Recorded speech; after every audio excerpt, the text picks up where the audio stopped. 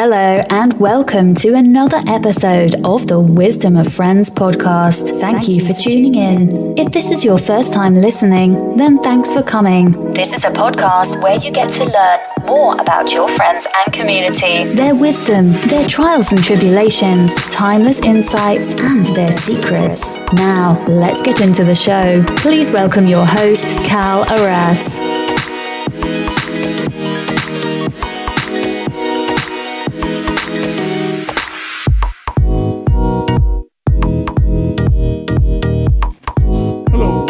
Welcome to another episode of Wisdom of Friends show.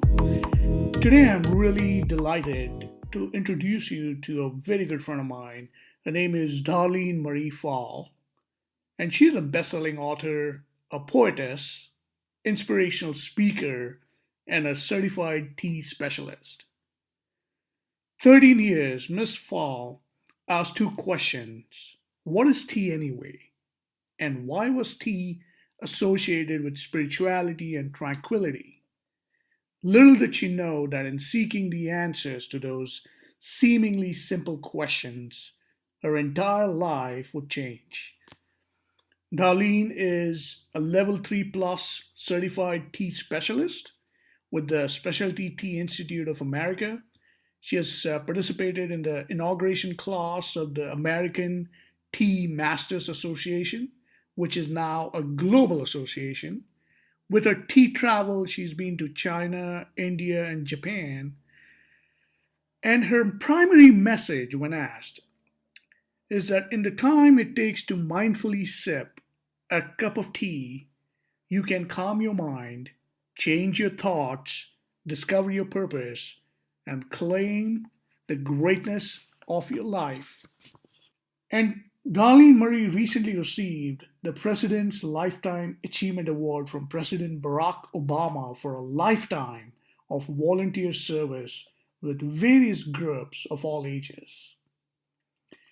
Friends, you will enjoy this conversation. We talk about spirituality, we talk about tea and tranquility, and some personal wisdom, some of the challenges that she encountered early on in her life, and how she overcame that to become the success she is today.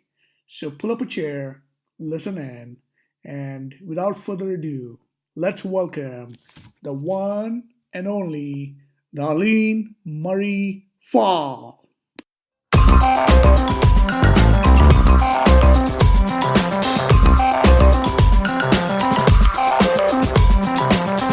Hello, good afternoon, Dharlene, and welcome to the Wisdom of Friends podcast. I'm really excited to have you on the show.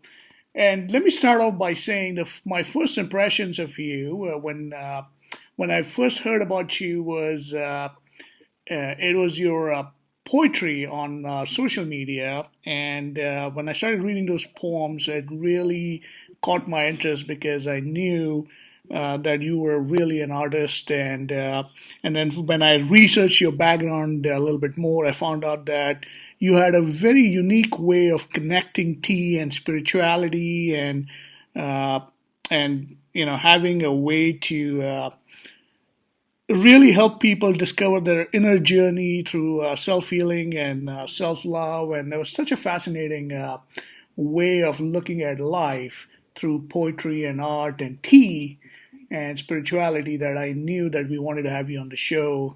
So again, welcome to the Wisdom of Friends show, Dharlene. Thank you, Cal. I'm thrilled to be here. Thank you very much for asking me. And yes, I've been on quite a journey here for almost 14 years, and who would have thought?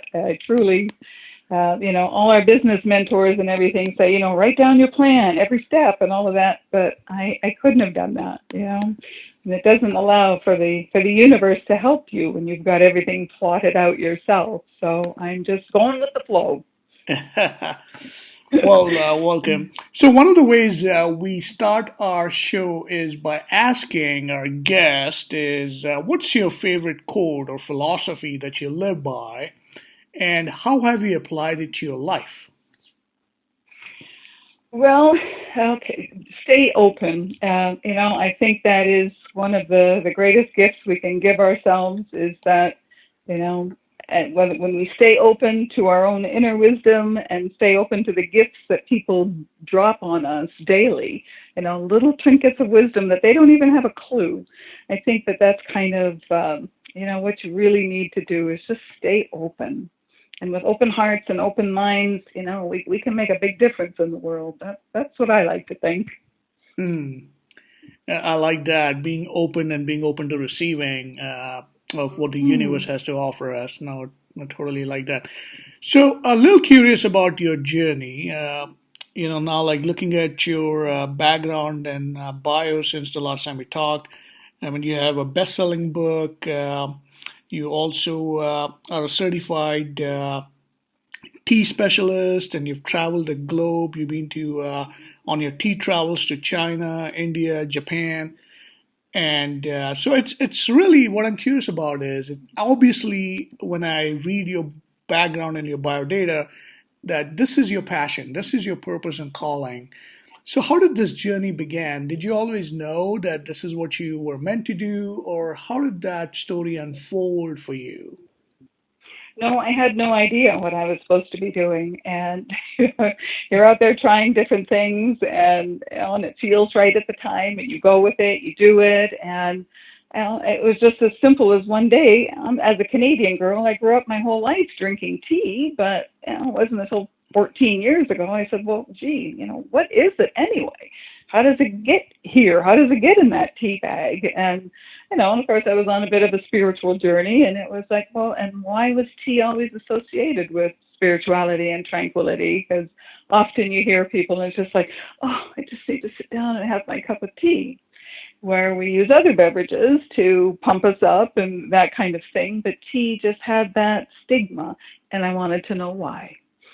And so it was really tracking down that it was the Buddhist monks initially, thousands of years ago, who chewed the leaf of the plant. I mean, tea was a medicine long before it was ever infused into hot water. But the Buddhist monks knew that they were needing to stay awake for 12 plus hours of meditation, and they found that when they chewed the leaf, it kept them calm, yet kept their brain stimulated enough, because it really wasn't good if you fell asleep.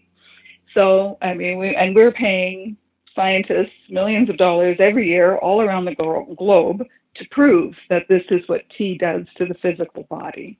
So again, it was just a time that they chose to stop everything else, just focus, go on this inner journey. And when we ask those questions, we are being given the answers, but we need to get to that place of quietness to actually hear them, to receive them. So I think that was the gift that I received by studying all of this. And it's like, okay, this is what we need to do in our modern life. It's just like, just one cup, 20 minutes. Can we start with that? It doesn't have to be 12 hours of meditation. And for a lot of people, that's just like, woohoo, way too much out there. But for 20 minutes, for the entire time it takes you to sip a cup of tea, can you just let everything else go? That's kind of been my message. That's so beautiful. And for audiences, Darlene's got a book out on Amazon. It's called Serenity, 7 Sips to Bliss. And one of her primary messages is it is in the time it takes to mindfully sip a cup of tea, you can calm your mind, change your thoughts, discover your purpose, and claim the greatness of your life. It's such a beautiful message. Yes.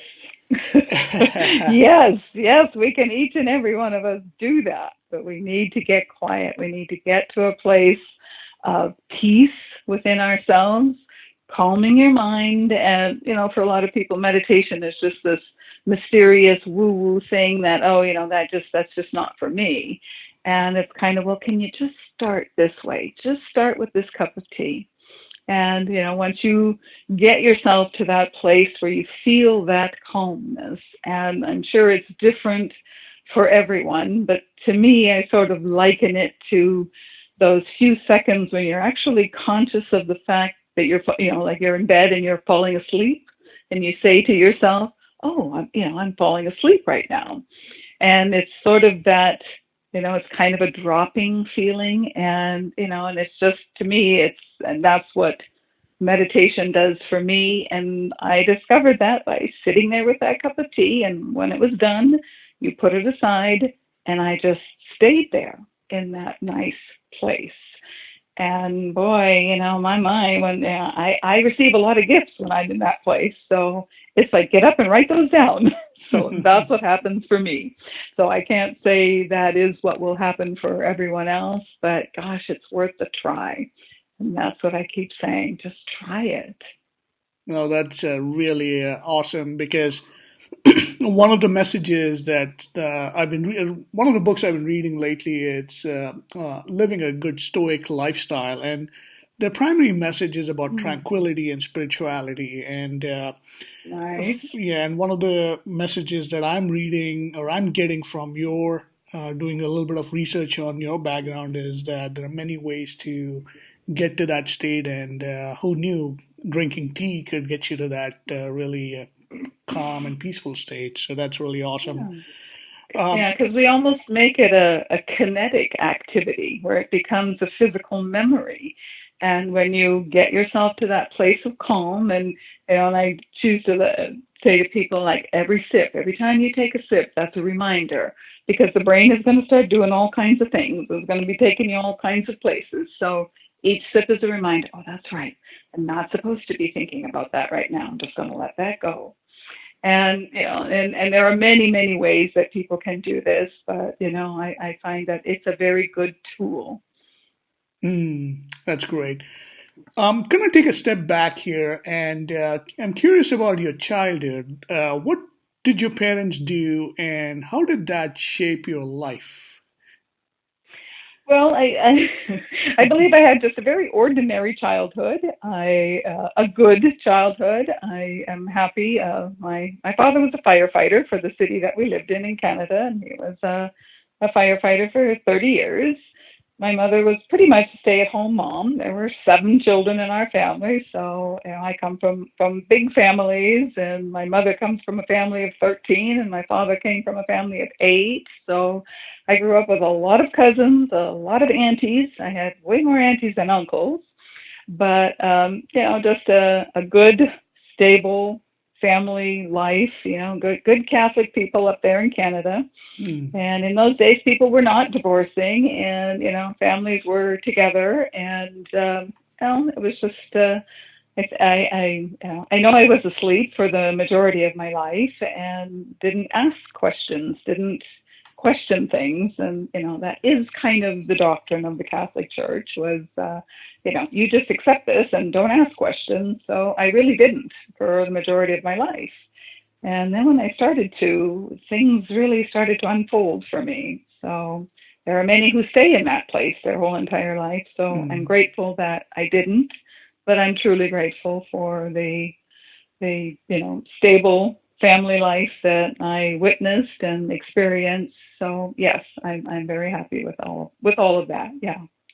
That's so great, and as you can tell, that brings up a few more questions on that front.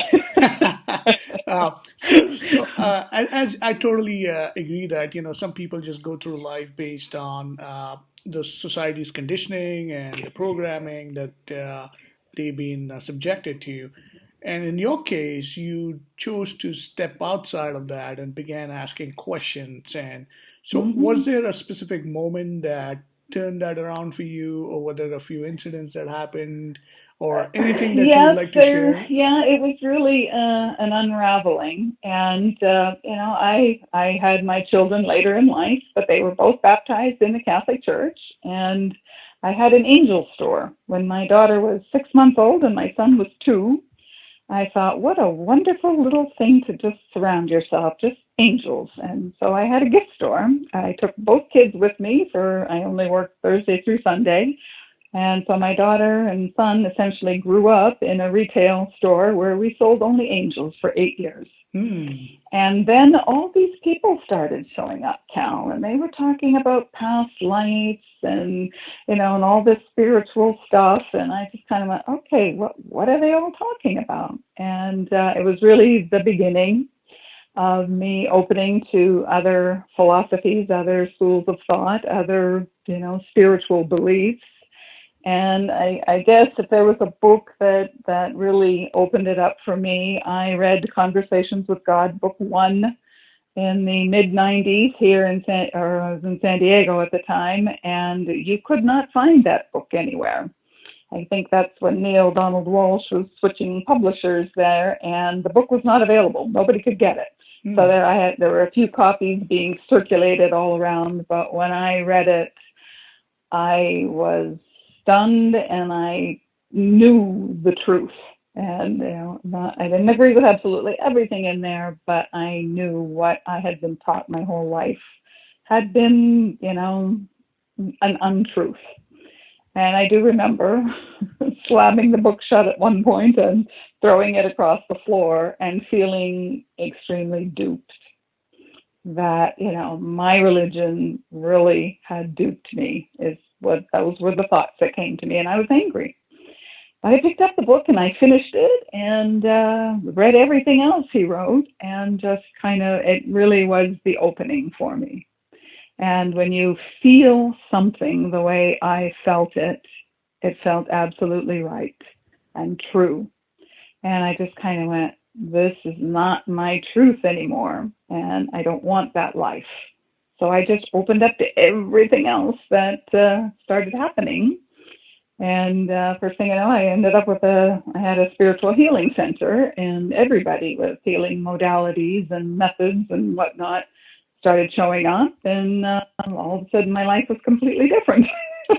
So, yes, so that really was the beginning, and I'm very aware of exactly when that happened.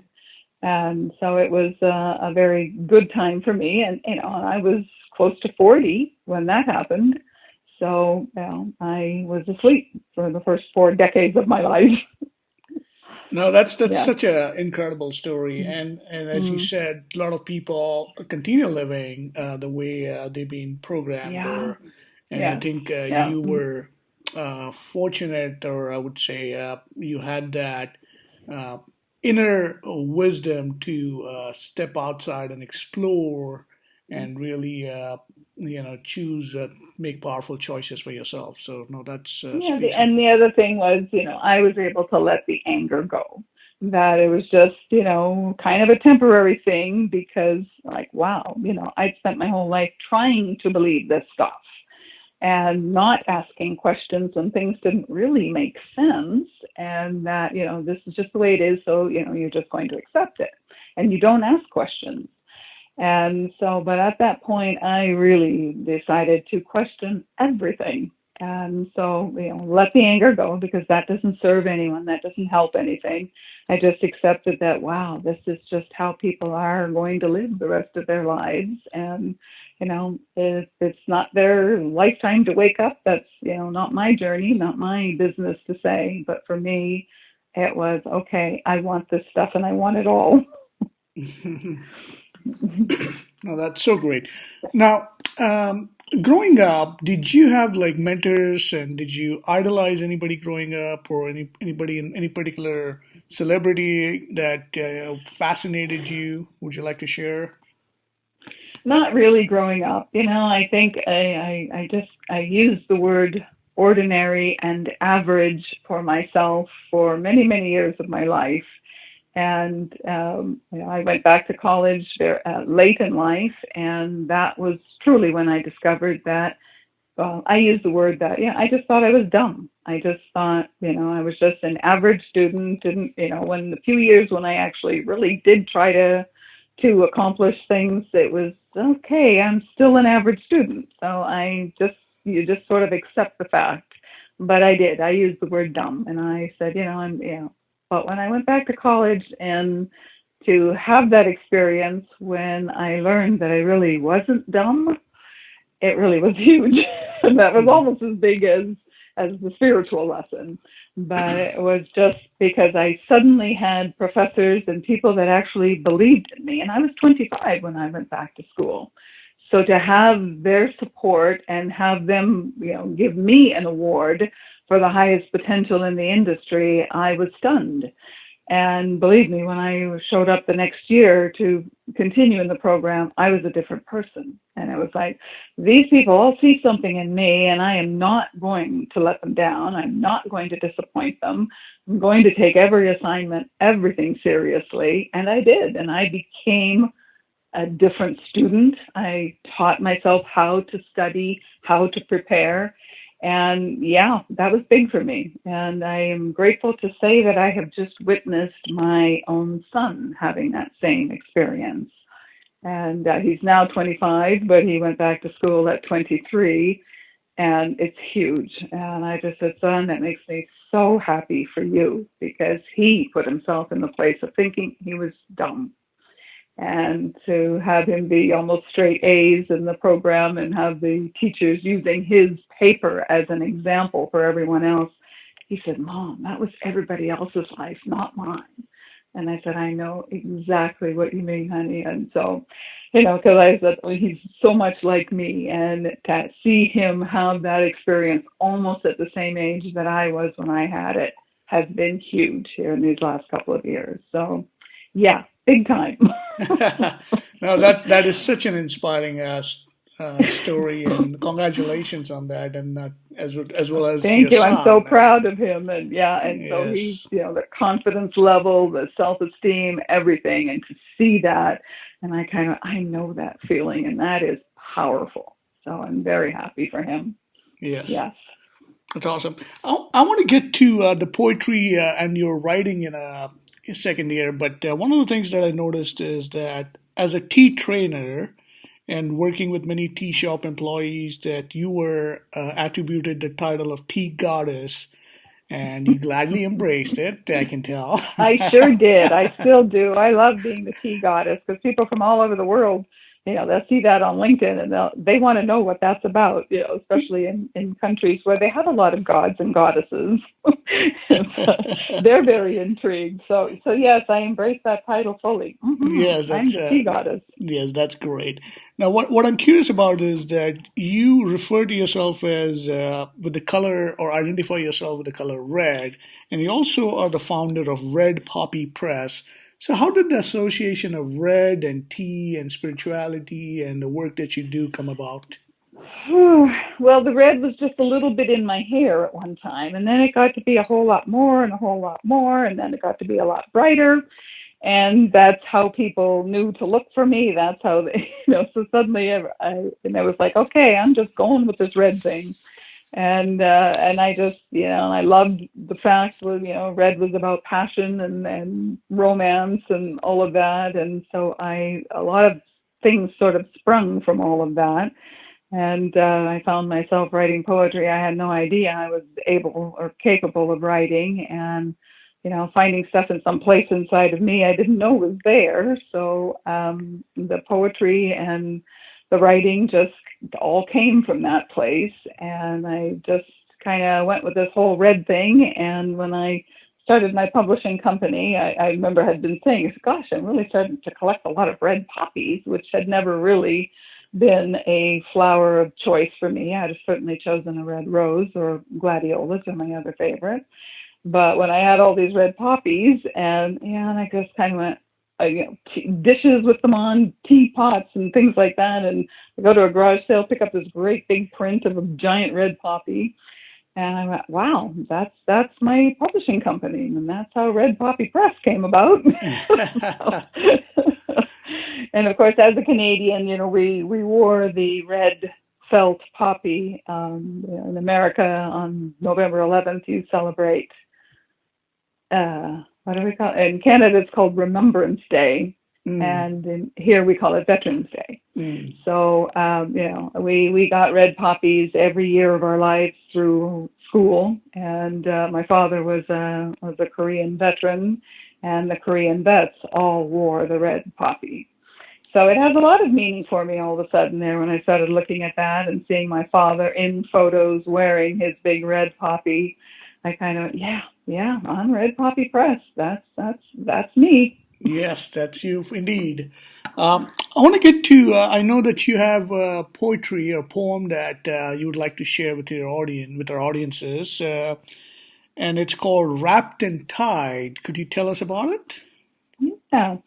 Well, I'm just going to let it speak because, often if I put a thought in someone's mind, that's what they're going to hear. But when they see it, or they may receive something different, and that's what I like. Okay, let's And go with it. when you get that experience yourself, that it has its own meaning for you, and to me, that's what's more powerful as opposed to how I came about it.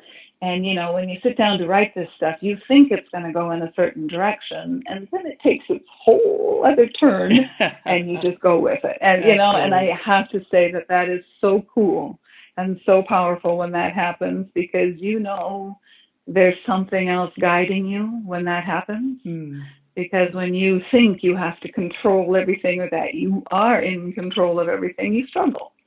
But when you just let go and this stuff just kind of comes out, and to me, that's a huge gift. And when there are times when I reread things and I go, wow, I know that came from somewhere else. So thank you, wherever that is or whomever that is. But that is really a very cool experience too. So when we let go and we allow, it's quite amazing what happens, what can come to us. So I really wish that for everyone, because it is a very powerful experience. Yeah.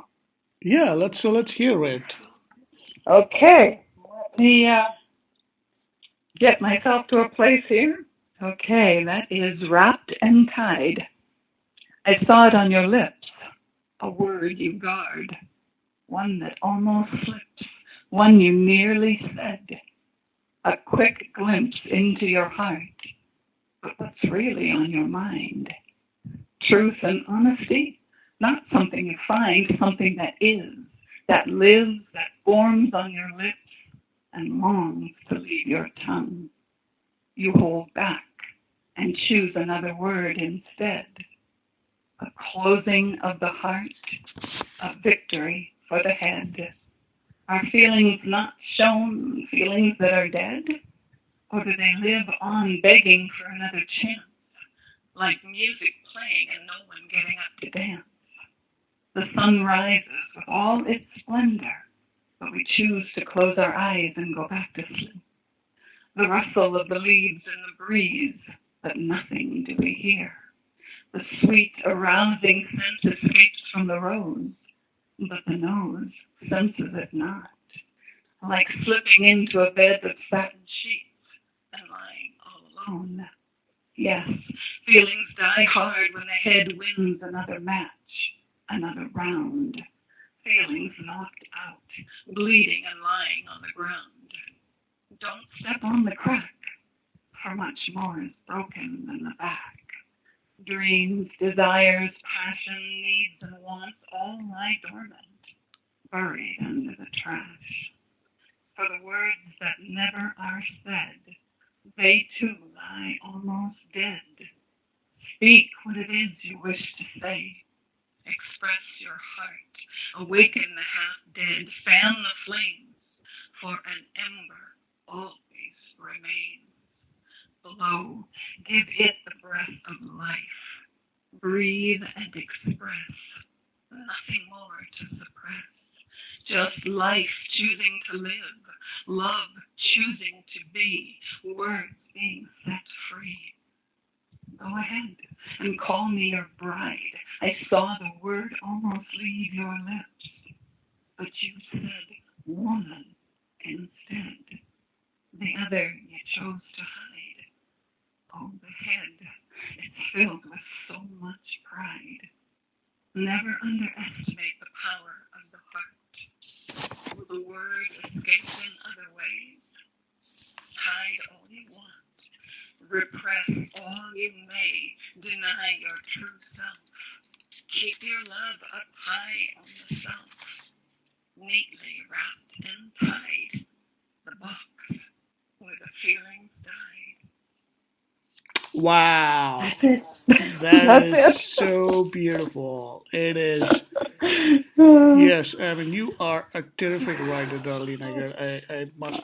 It's wow. it's so much. Thank It's you. Because definitely never in very. my life, never did I ever dream of being a writer. Never did I think I could be one, desire to be one. And when I started writing what I thought were prayers, and people kept referring to them as poetry, and I just kept, and those were to read while having a cup of tea and to put ourselves in a place of prayer that's positive. Because, when we pray, people seem to pray from a place of weakness or ineptitude. And so when I had at least 80 of those prayers written, a friend said to me, you really need to think about putting those in a book, Dharlene. And it was just like, boom, everything surfaced of, I'm not a writer, I can't do that. But I did. When all your fears and everything just kind of comes to the forefront, and you either deal with it or live with it for the rest of your life. But I did. I got through it, and I finished that first book, and I didn't know anybody in the book world when I wrote that first book.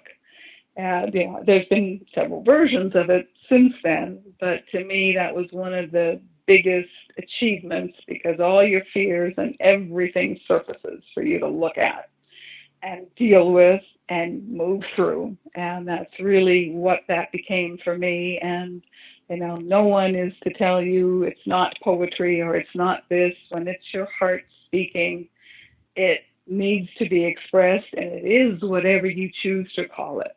So to me, that was a very powerful experience.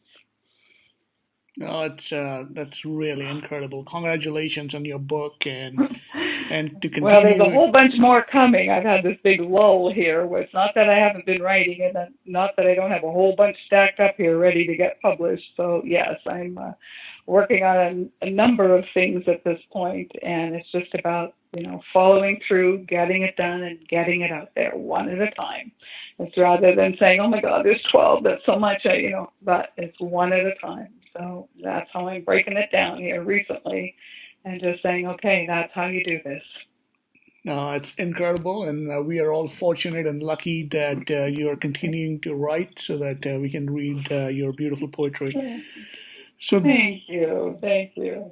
yes, so I also would like to congratulate you on your receiving the President's Lifetime Achievement Award from President Barack Obama for volunteer service with various groups of all ages. That was, I didn't even know such a thing existed. And when it was being presented to me and it said, and signed by the president, it was like I felt my heart just hit the floor. Mm. And then when I saw what president's signature was on it, I became a different person. And it was just like, oh, yes, thank you for getting this signed in time. So pardon me for injecting that into the conversation. But no, it was a thrill. And there was a time when I remember people saying, why are you doing all this, Darlene? You're not even making enough money. You can't even put gas in your own car, years ago. And it was just like, but you're going on and you're going to do this. And so just something in you that says this is what feels right to be doing. And, you find a way to get to where you're going and put gas in your car to take you to one of these events or things. And so when I got this award, it was just like, wow, that's what, it's not that just having that made it worthwhile, but then you get the message and you say, that's why I did what I was doing. And so, yes, that was very, very a wonderful gift, and it's framed and in my little office, and I'm very proud of it, very happy. So thank you. Thank you very Yeah, much. congratulations. Yeah, that's awesome. Now, having gone through the ebb and flow of life and, seen, achieved all these successes and awards and accomplishments, I'm curious to find out what's your definition of success now, and also how would you define greatness? Well, success, we think that's something that we're chasing, and it's, that house we live in or that car we drive, that delivers the message of our success. And that is nothing but a big old goose chase there that, that just ends you up with this, because it's never ending. It's never enough. And so when you decide that it isn't about those things and prestige and success is just about you feeling good about you. And when we do feel good about ourselves, that really makes us invincible, and that there's really nothing we can't do, because it's all those other little things in our head that stop us from doing the things that we want to do. And yes, and there's not just our own voice, but there are other people's voices that say, well, you can't do that, or who do you think you are, or gee, nobody in our family's ever done anything like that before. And so it's just about getting into that place within yourself that says, you know what, I'm okay. I'm really okay with who I am, what I choose to do, how I dress, how I look, whatever it is. And it's not because you spend your whole life worrying about everybody else. And that's the one wisdom that, we get when, as we start getting older there, when we think we're being, all this horrible thing about aging and whatnot. It's like, you get to look at people and say, you know what, I don't care what they think anymore. I'm just who I am, and that's where my power comes from. And to me, that is success. And if you choose to drive a vehicle that isn't prestigious or whatever, that's you. And this whole idea of what success in society, because society really puts us on that endless quest there that there's no happiness in that. Temporary stuff, but no. So to me, success it's definitely an inside thing, and and that's where the power comes from. No, that's beautiful. And how would you define greatness? Well, okay. That's kind of not a word that I use very much. And I guess there are people that we could say lived in their greatness, but their greatness is really almost their grace, their power. A lot of times that's associated with humility as well, and that it's just this very, sometimes it's this humble being with a beautiful, simple message that it reaches a place that you finally understand that message.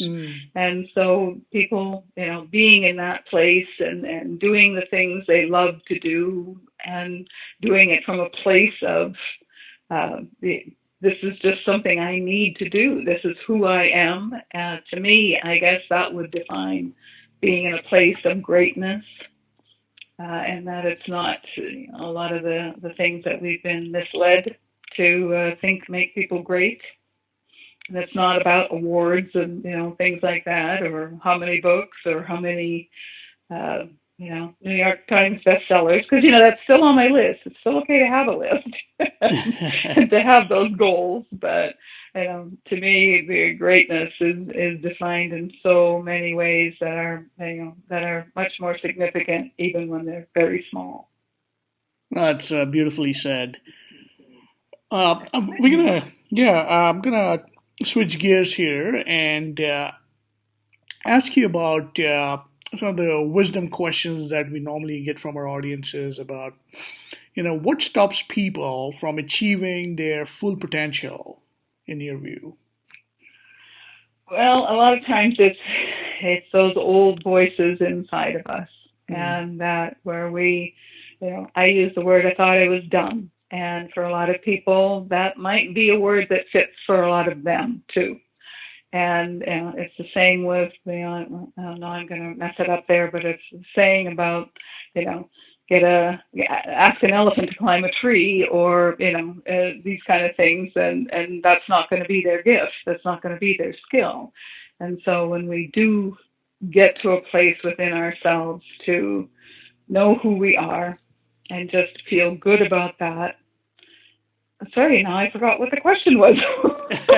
My bad. Okay, wait a minute. What was the question? Yeah, the question was, what stops people from achieving their... Yes, I think it's those little voices inside that still need to be reckoned with, and it's really about loving that child that's still surfacing, that still is doubtful about themselves, and still doesn't think they deserve to have something, or that they're not worthy. And so really, it's about getting to that place and finding that child and assuring that child inside of you that you are worthy. You do deserve love. You do deserve, all these things that you want to achieve. And to me, again, that's part of our little assignments there while we're sitting there with that cup of tea. It's to get to that place within that, where we go and somebody says something and we immediately retreat and we become that hurt child again that says, okay, well, maybe I better not try this then. And so I think that's really what happens is that there's those wounds that are still there that still need to be healed and loved. And it's not so much addressed and dissected and, all that stuff figured out. It's just about going to that place and loving that child that was hurt back then. And, to me, that's I guess I can really only speak for myself, but I think that's really what happened, where I would go, and that we do go to a place where, it takes us to a feeling of being that small child and coming from a place of, oh, I can't do this, or I'm not ready to do this, or I don't deserve to do this. So I think that's one of our biggest things to get over so that we can move ahead to have the things that we feel we could actually accomplish if we really wanted to. Oh, wow. No, that's nicely said. The next question for you is, I know one of your favorite books that was one of the defining moments for you in your life was Conversations with God with Neil Walsh. Are there any other books that you've read or that you would like to recommend for audiences, or any workshop or seminar that you think highly of? Yeah, there's a whole lot. Okay, I guess I wasn't preparing myself for that question, but it's just, I guess there's things that you get to when you're in a place to receive them, because I'm sure there are many times when people pick up a book and reread it, and then they go, wow, I didn't get that the first time. Or how did I miss that? You're not the same person anymore. So you're looking with different eyes. And so for a lot of people, I'm suggesting that sometimes it isn't about going out and buying a whole bunch of new stuff. It's maybe picking up some of those old stuff and going through it again. But it was definitely the poet Rumi that was when I decided that, okay, I'm going to call myself a poet. But, of course, I changed it a little. I call myself the poetess, which was actually an Indian friend of mine who started calling me that many years ago. And I went, what, I really like that. But when I read Rumi, it takes me to a place that is so powerful. And that's really what gave me the courage to continue to write and to call myself a poet. But there was just so much in there that I just felt, and just, with everything inside of me. And, I'm still a big fan of Barbara DeAngelis, and, she's, a lot of the stuff that she's doing lately is very powerful. And, most of the Hay House authors, good gosh, yeah, they're all wonderful and got great messages. And, when you're ready to hear, you will get those messages from almost anywhere and everywhere. So, yes, books are definitely very powerful. But for a lot of people, again, it's about being open when you're reading them. And if there's stuff that doesn't feel right, let it go. Take what's good, take what feels right from that book, rather than, I don't agree with everything this person has said. You don't have to.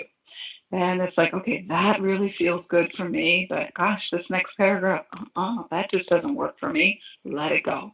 And so, that's how I kind of do read most of my books nowadays, is that, okay, that works for me, and this I can let go of, rather than, I'm just, this author is just not a fit for me, and, putting it aside. And there have been books that I started, and the Celestine Prophecy was one of them many, many years ago. And I was just making this whole big commotion there, and it's just like, gosh, I don't get it, And I put it down, I pick it up, and then years later, when I picked it up and went through it, and I go, what on earth was my problem? But yes, so we are different people when we pick those books up years later, or even months later. So it's, again, just like I said, about being open, and what works you accept, and what doesn't you just let go. Yes, I like that. That's great. Uh, One other question in this section, it is about a hypothetical situation, Darlene, for you is if you could go back in time and talk to your 20-year-old, what advice would you give her? Okay, well, that 20-year-old, she'd already been married for 2 years. So, I guess I would tell her that there's so much out there, and there's so much in there, that because I was completely asleep at the age of 20, and being very challenged. I couldn't have asked for a better husband at the time, but the problem wasn't with him, it was with me.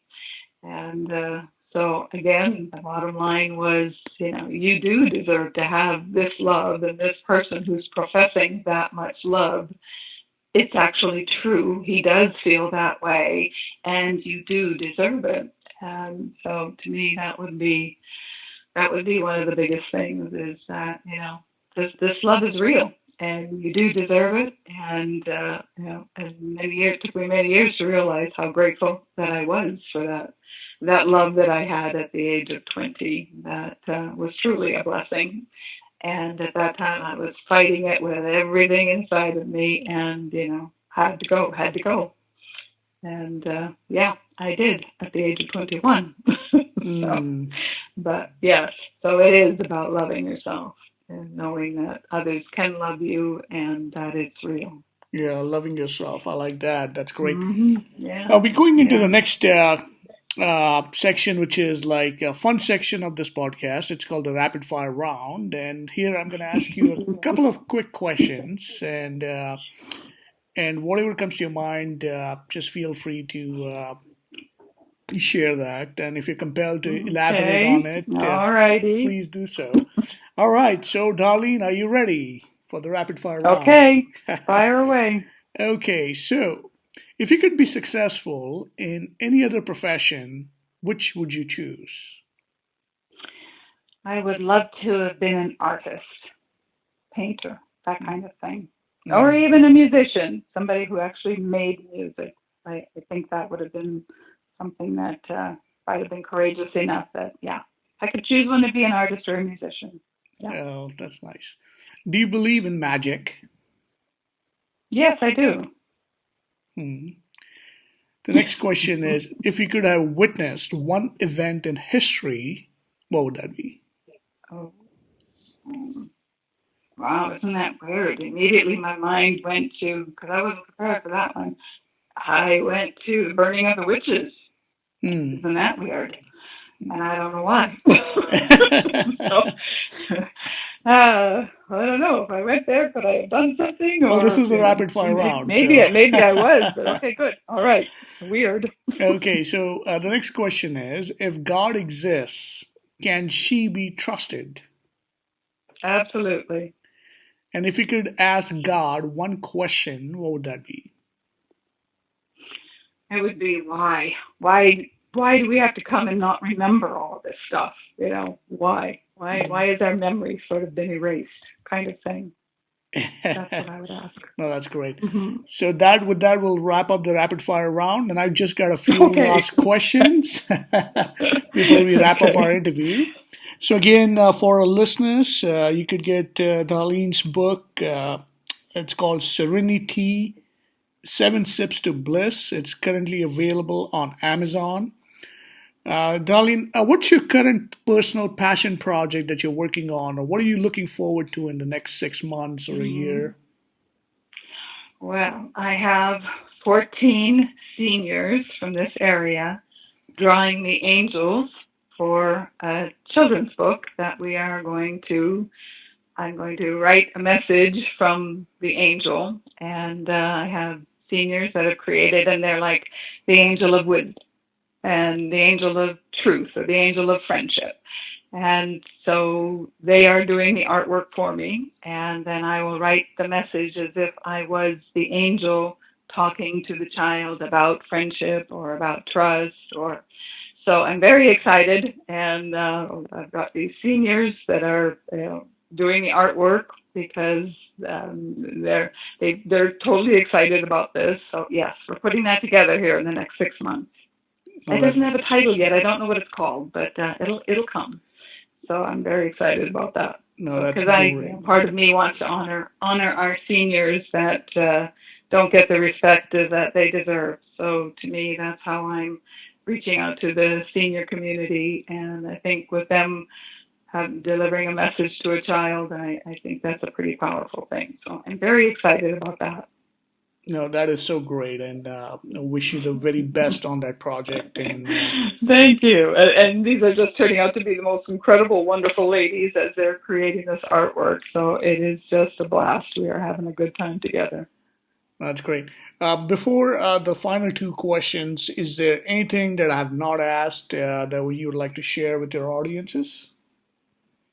Well, I'd like to give them something, and it's not just about going and buying my book, but on my website at DarleneMarieFahl.com, I put it's a free PDF downloadable, basically how to meditate with tea, where I take you through the 7 sips, because it really does take that much time for us to get to a place that's quiet and gentle. And by then, you're going to pretty much finish that cup of tea. And the new series I'm working on will take everyone into a guided journey. But basically, there it is 7 sips to it's to everything now, to inner peace, to stress release, to attract love, and all these things. But yeah, so that is right there on my homepage at DarleneMarieFahl.com, and it's a free downloadable PDF where they can get a sneak peek on what it is that I write about. And I just thought I'd like to give that away to whomever is out there receiving this message. Great, thank you so much. My Appreciate pleasure. that. Yeah. Uh, one other question for you before we wrap it up, and that is, what are 3 things you are grateful for in life today? Okay, well, my 2 children would be at the top of that list, and I'm very grateful for a sound mind and body, and that as this journey of the female and her body, I'm grateful that I've been healthy my 5+ decades on this planet. And the other thing I'm really grateful is that I was born a Canadian, and I'm still a Canadian after living here for 27 years. So I'm grateful for that. Hmm. That's so. I just want to acknowledge you, Darlene, for many many things. But the few things that really come to mind is your message of being open to receiving and open to possibilities of life, and really combining tea and spirituality and tranquility and giving us a new way of being in the moment and being open and loving through the medium of tea. And this is such a fascinating way of, for people who are struggling with not having enough time. And this is such a beautiful way to get to that state of tranquility. So I really thank you for that. And then, Yes, and it's like, can you love yourself for 20 minutes once a day? Instead of beating yourself up, oh, I need to be going to the gym, and oh, I said I was going to start this diet, and all these other things that we do. And it's like, can you love yourself for 20 minutes once a day? So the entire absolutely. time it takes you to sip that cup of tea. So, we can really break it down and make it so much simpler and just be kind and gentle to ourselves and use that time to put good thoughts into our heads and release all that negative stuff that's been living up there that you can't even remember where that came from, but let it go and put good thoughts in there during those 20 minutes. Yes, that's so great. And then also, I mean, the fact that your journey up until this point is such an inspiration, and you're like being a role model for all the people out there, all the way from coming from Canada and, discovering yourself and going on and writing a book and writing these beautiful poems that makes our lives richer with your art, and that's such a great thing. So thank you for doing that. Thank you. Wow, no, how wonderful. Thank you for saying so. Thank you. I do appreciate that. And sometimes you don't know why you're doing this, but you just have to. And so I am, and now it's like, okay, you have to get brave and put it out there.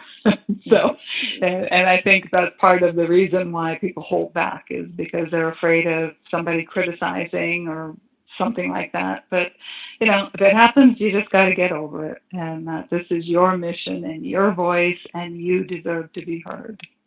Yes, I like that.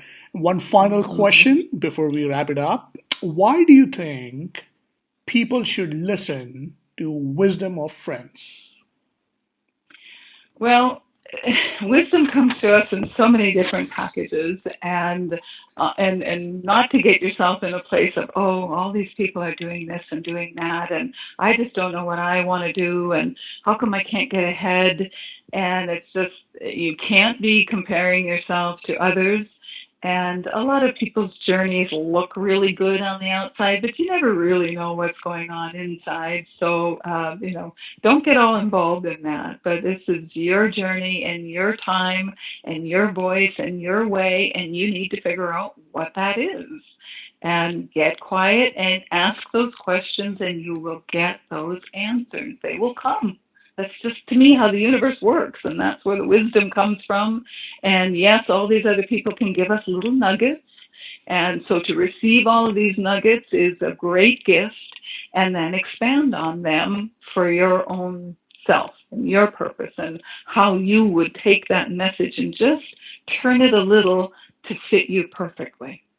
And so there's just many voices out there, and they deserve to be heard and listened to, but so do you as the person there who's still trying to figure things out.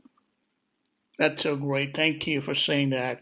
So once again, appreciate you taking the time to be on the show. Really valued our conversation and time together, and with that, me too. Yeah, it's kind of fun. Yeah. And for those of us listening, with that, we'll wrap it up. And if you like what you heard, don't be shy. Please share. Yeah, very much so. Thank you.